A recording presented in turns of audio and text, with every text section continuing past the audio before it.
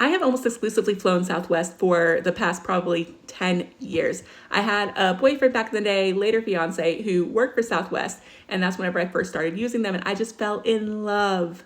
And then as I got bigger, gained a little bit more weight, I started using their customer of size policy, which was this whole thing where you could get a free seat if you thought that you were going to be taking up a second seat. And I took advantage of that policy really up until January. I've now lost like 155 pounds. I still ask for an extender on that airplane, mainly just because it gives you extra room. So when you're having to get up to go to the bathroom, you're not like touching your neighbor's butt, trying to squeeze that little thing back in its slot. And I could have told you back in August that this whole assigned seating, this whole MO that they were doing was not going to go over well.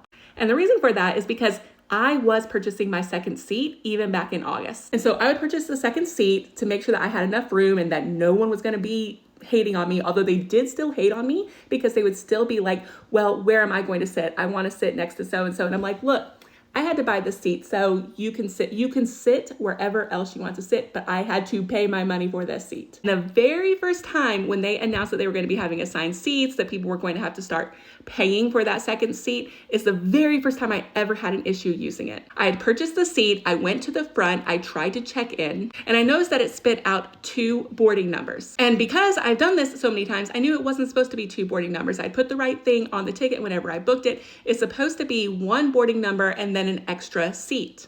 I also knew that if I did not say anything about this, that they would count it as that person did not check in. And if they had oversold the flight, my seat would be gone. So I get there. As soon as I get there, I go and I say, hey, I have 2 boarding passes. This is actually me and second me. And they're like, oh, it's fine. You don't have to worry about it. This is going to work. And I was like, are you sure? Because I have done this for years and years and years, and it always looks like this. Are you sure? They said yes. I said, can you please get a manager?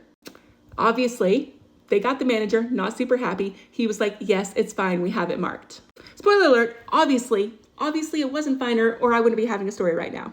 So I go about my business. I'm going through the airport. I'm doing my thing. I get to the gate and I'm waiting. Like I've been here at this airport for a while, and I go to board and they scan my pass and then they don't let it continue. Because of course the boarding pass messes up because it's not supposed to be a second boarding pass. So they pull me out of line and they start talking to me and they're like, well, you should have let them know that this was a second seat. And so of course I'm like, I did let them know. I insisted. I told the manager. I did everything I was supposed to do. And honestly, who the F cares if I didn't do that, because I purchased 2 seats. So I should have 2 seats. But then they start to say, well,